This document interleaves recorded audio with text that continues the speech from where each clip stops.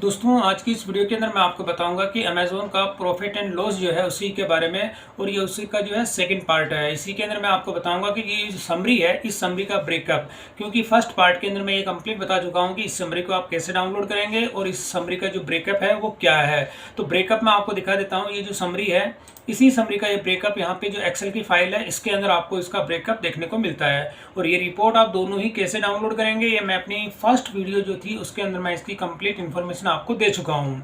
तो यहाँ पर अब मैं जो आपको ये रिपोर्ट है इसी रिपोर्ट के बारे में बता देता हूँ कि ये जो रिपोर्ट आती है, मैंने आपको डेट एंड टाइम बताया था कि मैंने 1 जुलाई से लेके 30 जुलाई तक का ये मतलब जून तक का डाटा है। 1 जून से लेके 30 जून तक का ये डाटा है, यानी कि 1 जून से लेके 30 जून तक मेरे को जो कितने ऑर्डर रिसीव हुए हैं और ऑर्डर रिसीव होने पर उसका कितना पेमेंट मेरे अकाउंट के अंदर ट्रांसफ़र हुआ है और कितना अभी आउटस्टैंडिंग है, ये चीज़ आपको इस वाली समरी के अंदर देखने को मिलता है।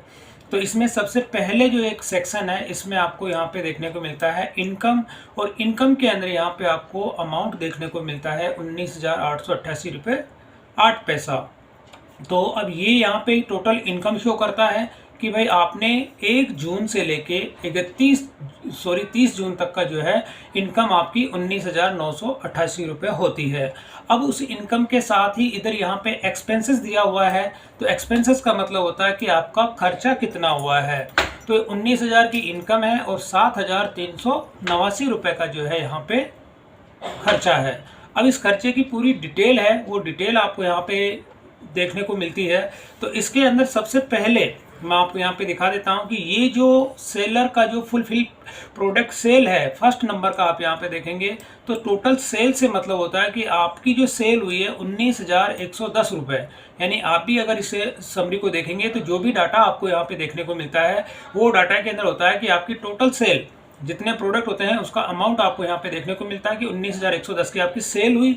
अब सेल के अंदर भी सेकंड नंबर पे यहाँ पे आप देखेंगे डेबिट और क्रेडिट होता है। क्रेडिट का मतलब कि आपकी सेल हुई है, डेबिट का मतलब होता है कि आपके अकाउंट में से ये माइनस हुए हैं। तो सेकंड नंबर पे यहाँ पे है प्रोडक्ट जो है ये सेल रिफंड। अब रिफंड से मतलब होता है कि जो आपके ऑर्डर आते हैं उसमें से कस्टमर उसको कैंसिल कर देता है या कोरियर रिटर्न आते हैं या कस्टमर रिटर्न आते हैं, तो वो जो उसमें रिटर्न चार्जेस होते हैं वो यहाँ पे आप देखेंगे कि जो माइनस में आ रहा है 3,176 रुपये 27 पैसा। तो ये रिफंड हो गया। तो रिफंड होने पर ये इसमें से लेस हो जाएगा, ये हो गया रिफंड का। अब उसके बाद में FBA प्रोडक्ट अगर कोई सेल होता है आपका तो अभी तक यहाँ पे जीरो है। FBA का मतलब होता है फुलफिल बाय अमेज़ॉन, उसमें भी मैंने अपनी कुछ प्रोडक्ट को ऐड किया हुआ है, यानी इन्वेंट्री उसमें है। तो यहाँ पे इस तरह के कोई सेल नहीं होती है तो यहाँ पे 0 है।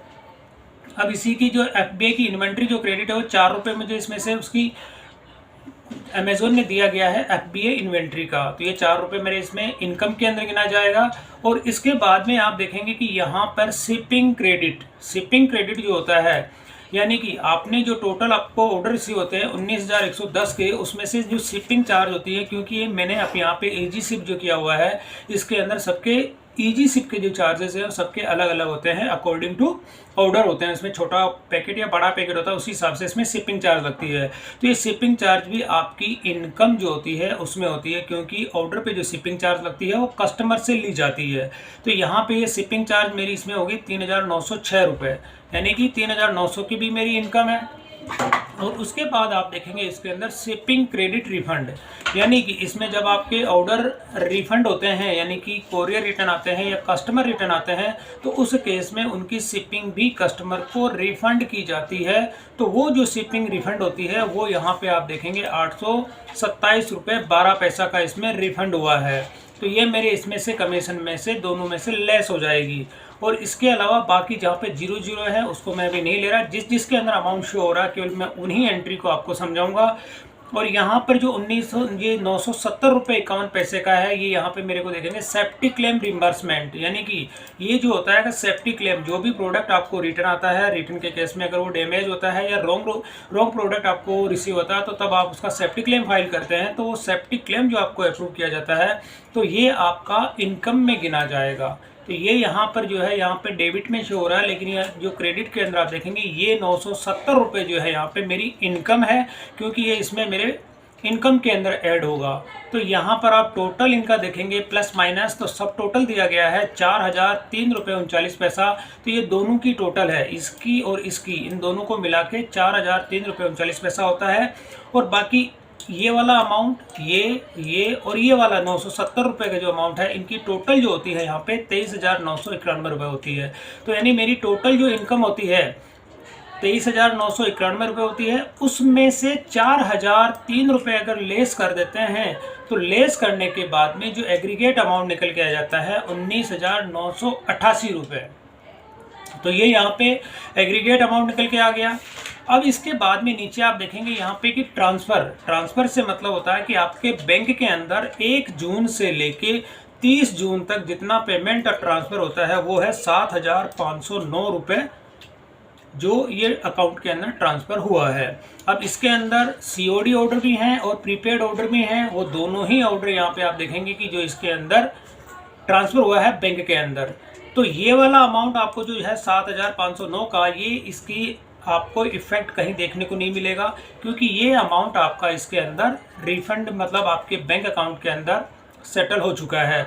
अगर आपको इसका अमाउंट चेक करना होता है तो वापस आप अमेज़ॉन पे आएंगे और यहाँ पे होता है ऑल स्टेटमेंट्स पे आपको जाएंगे, या ऑल स्टेटमेंट में ना जाके जो आपका अमाउंट आपको रिसीव हुआ है तो यहाँ पे डिस्ट्रीब्यूटमेंट होता है, तो इसमें आपको क्लिक करना है और यहाँ पे आपको डेट सेलेक्ट कर लेनी है कि किस डेट से लेके किस डेट तक। जैसे मैं जून यहाँ पे सेलेक्ट करता हूँ, 1 जून से लेके मेरा 30 जून तक का जो मैं स्टेटमेंट चेक कर रहा हूँ, तो 30 जून तक का यहाँ पे सेलेक्ट किया। और सबसे पहले आप इलेक्ट्रॉनिक ट्रांजैक्शन चेक करेंगे, इसको सर्च करेंगे और सर्च करने के बाद जो भी यहाँ पे आप देखेंगे जो अमाउंट आ रहा है यहाँ पे, ये 2700 का है, ये 60 रुपये का यहाँ पे हुआ है, और यहाँ पे 116 रुपये, यहाँ पे 1178 रुपये।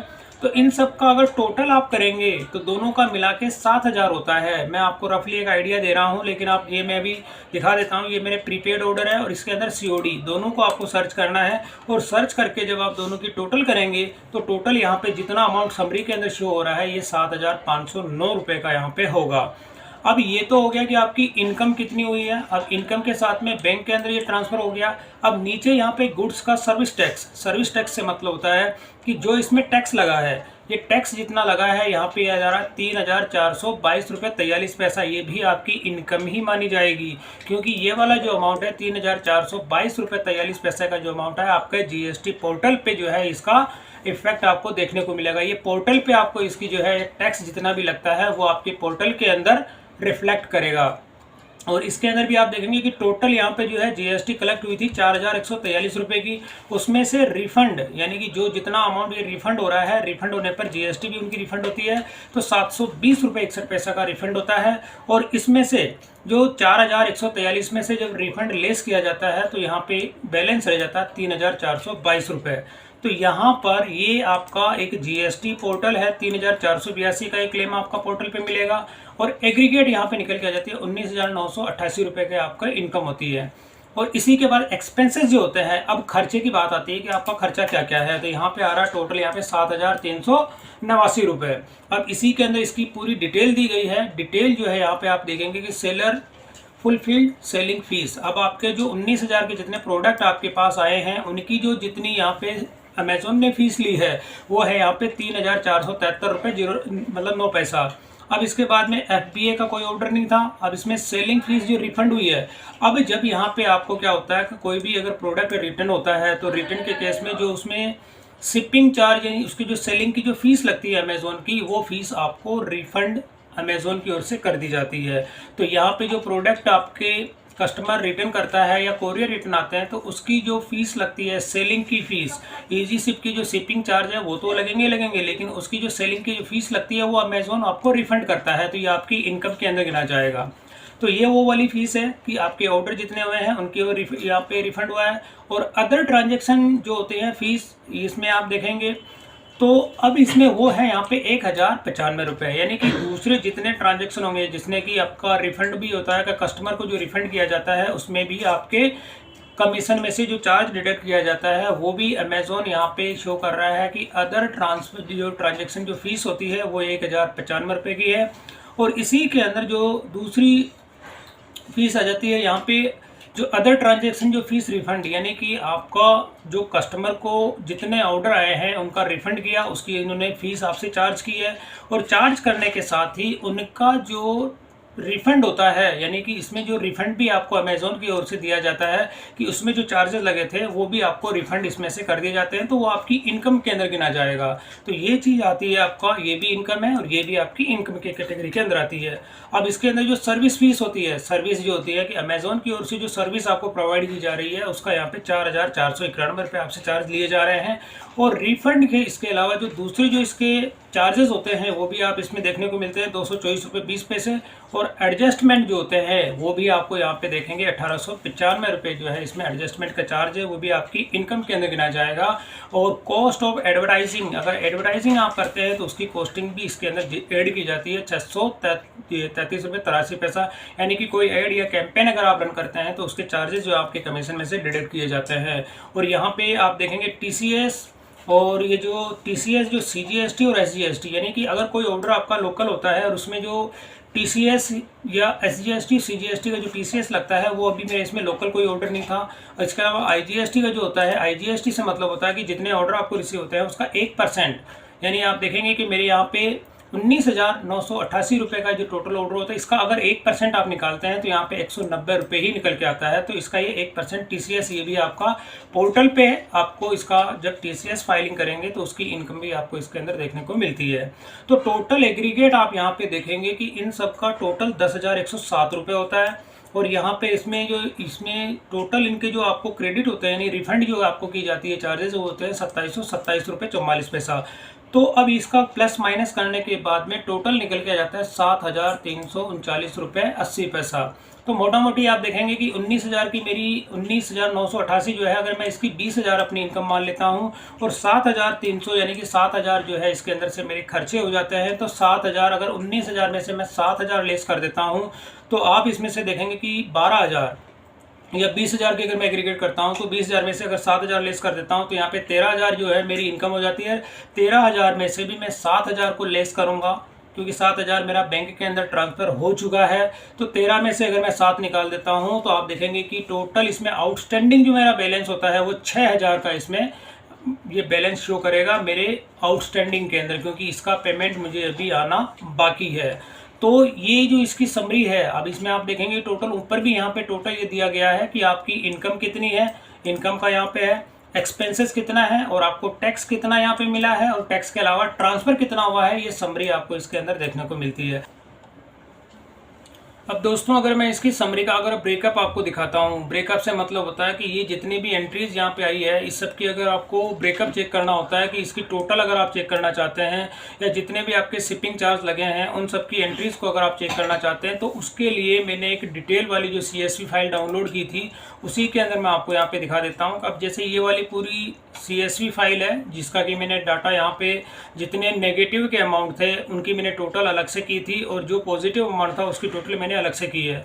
तो सबसे पहले मैं आपको पॉजिटिव अमाउंट दिखा देता हूँ कि यहाँ पे प्रोडक्ट सेल के अंदर आप यहाँ पे देखेंगे 19,110 रुपये 18 पैसा। तो इसी की मैं आपको अगर इसके अंदर दिखा देता हूँ तो 19,000 ये देखेंगे 110 रुपये 18 पैसा। इसका ब्रेकअप आपको इसके अंदर देखने को मिल जाता है जो कि पॉजिटिव अमाउंट था। अब बात करते हैं नेगेटिव अमाउंट। नेगेटिव अमाउंट का मतलब होता है कि जो रिफंड हुआ है। अब रिफंड की अगर मैं बात करता हूं तो इसमें देखेंगे कि जितने माइनस की जो टोटल थी उसकी है 3,176 रुपये 27 पैसा। तो इसी की मैं वापस दिखा देता हूं। यहाँ पे आप देखेंगे कि 3,176 रुपये 27 पैसा। तो एग्रीगेट आपको जो भी इस तरह से निकालनी होती है तो ये जो समरी होती है इसके अंदर से पॉजिटिव अमाउंट की आपको टोटल अलग से करनी है और जो नेगेटिव अमाउंट होता है उसकी टोटल आपको अलग से करनी होती है। तो शिपिंग का भी ठीक वही प्रोसेस है। शिपिंग के अंदर भी आप देखेंगे 3,906 रुपये 78 पैसा है। तो इसका ब्रेकअप आपको मैं दिखा दूँ 3,906 रुपये 78 पैसा है। तो ये वाली जितने भी टोटल है मैं आपको इसके अंदर दिखा दूँ 827 रुपये 12 पैसा की इसके अंदर जो है रिफंड हुई है। तो यहाँ पर आप टोटल ब्रेकअप चेक कर लेंगे 827 रुपये 12 पैसा का यहाँ पे रिफंड हुआ है। सेफ्टी क्लेम है 970 रुपये का हो गया। तो टोटल इस तरह से आप अगर इनकी टोटल करेंगे तो यहाँ पे जितने भी अगर आप एग्रीगेट यहाँ पे निकालते हैं तो वो सारे की सारी चीज़ आपको इसके अंदर देखने को मिल जाती है। तो ये वाली जितनी भी आपका समरी है इसमें ऑर्डर वाइज भी आप इसको चेक कर सकते हैं और ऑर्डर वाइज अगर आप चेक नहीं करना चाहते हैं तो नेगेटिव और पॉजिटिव भी जो होती हैं वो सारी की सारी डिटेल्स आप इसकी चेक कर सकते हैं। उस वाली सीट के अंदर इसका पूरा ब्रेकअप होता है। तो यहाँ पर आपको ये टोटल 1 तारीख से लेके 30 जून यानी 1 जून से लेके 30 जून तक का जो भी ऑर्डर जितने होते हैं तो ये सारा का सारा आपको इनकम का एक आइडिया लग जाता है। और इसी में जितने ऑर्डर आपको 30 जून तक रिसीव होते हैं उन सब का पेमेंट आपको 30 जून तक रिसीव नहीं होता है, लेकिन जो आउटस्टैंडिंग अमाउंट आपका रहता है वो आपको जुलाई मंथ के अंदर क्रेडिट होता है। तो यहाँ पर ये समरी मैंने अभी आपको समझाया कि हल्का सा आपको आइडिया इससे लग जाता है कि आपकी टोटल इनकम कितनी हो रही है। और इसका 100% अमाउंट जो होता है, क्योंकि कुछ ऑर्डर यानी 1 तारीख से लेके 15 तारीख तक जितने ऑर्डर आपको रिसीव होते हैं उसकी पेमेंट तो आपको इस महीने में रिसीव हो जाती है, लेकिन 15 से बाद जितने भी ऑर्डर आपको रिसीव होते हैं तो वो उनकी पेमेंट आपको नेक्स्ट मंथ के अंदर रिसीव होती है। तो उसका पेमेंट आपको जुलाई मंथ के अंदर होता है और वो जितना जितना पेमेंट आपका इसमें रिसीव होता जाता है तो वो आउटस्टैंडिंग के अंदर ऐड होता जाता है। और जब आपको बैंक के अंदर जितना ट्रांसफ़र किया जाता है तो उस वाले अमाउंट में से वो माइनस हो जाता है और माइनस होने के बाद में वो आउटस्टैंडिंग के अंदर शो करता है। तो जब कभी भी आप अमेज़ॉन का सेलर पैनल अगर चेक करते हैं और उसमें पेमेंट सेक्शन को चेक करते हैं, जैसे कि स्टेटमेंट व्यू पे आप आके चेक कर लेते हैं, तो इसमें आप कभी भी देखेंगे कि यहाँ पे तारीख जो शो करती है कि नेट जो प्रोसीड यहाँ पे सीओडी ऑर्डर की मैं बात कर रहा हूँ 31/7 को जो है यानी कि 31 जुलाई तक का मेरा यहाँ पे आप देखेंगे कि 1765 रुपये का ये आउटस्टैंडिंग है। और ओपनिंग बैलेंस आप इसके अंदर देखेंगे 3493 रुपये है, ये ओपनिंग बैलेंस होता है। तो अब इसी में से अगर मैं इलेक्ट्रॉनिक ट्रांजेक्शन की बात करता हूँ तो इलेक्ट्रॉनिक ट्रांजेक्शन भी इसमें देखेंगे कि आप 30/7 तक का है 4516 रुपये है, इसका ओपनिंग बैलेंस 6224 रुपये है। तो यानी कि ये कहने का मतलब है कि जो आपका बैंक के अंदर जो ट्रांसफ़र होता है टोटल आपकी जो इनकम होती है तो इनकम में से जो एक्सपेंसेस हैं उनको आप लेस करेंगे और लेस करने के बाद में जो ये आपका बैंक के अंदर जितना ट्रांसफ़र हुआ है उसको भी लेस कर देंगे। बाकी जो रेस्ट अमाउंट आपका होता है वो आपका आउटस्टैंडिंग जो है वो माना जाता है। अब इस आउटस्टैंडिंग के अंदर तो दोनों चीज़ शामिल है कि प्रीपेड ऑर्डर भी हैं और आपके सीओडी भी हैं। तो इसमें अगर सेपरेट आपको चेक करना होता है तो इस तरह से आप यहाँ पे आप अपनी डेट वाइज जो भी आपका बैलेंस होता है या ओपनिंग बैलेंस होता है वो आप इसके अंदर चेक कर सकते हैं और टैली कर सकते हैं कि आपने जो अपना एंट्री की है वो करेक्ट है या नहीं है। तो इस बैलेंस से आपको इस वाली समरी का जो है आउटस्टैंडिंग चेक करना होता है। तो दोस्तों ये था कि किस तरह से आप अपना बेसिकली प्रॉफिट एंड लॉस का जो अगर आइडिया लेना होता है तो इस तरह से आप समरी जनरेट करके स्टेटमेंट को डाउनलोड करके और आप अपने अच्छे से इसके अंदर प्रॉफिट एंड लॉस की जो कैलकुलेशन है वो आप इसके अंदर इजी वे में क्रिएट कर सकते हैं और उसको समझ सकते हैं। तो दोस्तों वीडियो पसंद आई तो इसे लाइक और शेयर जरूर करें और मेरे चैनल को सब्सक्राइब करना ना भूलें।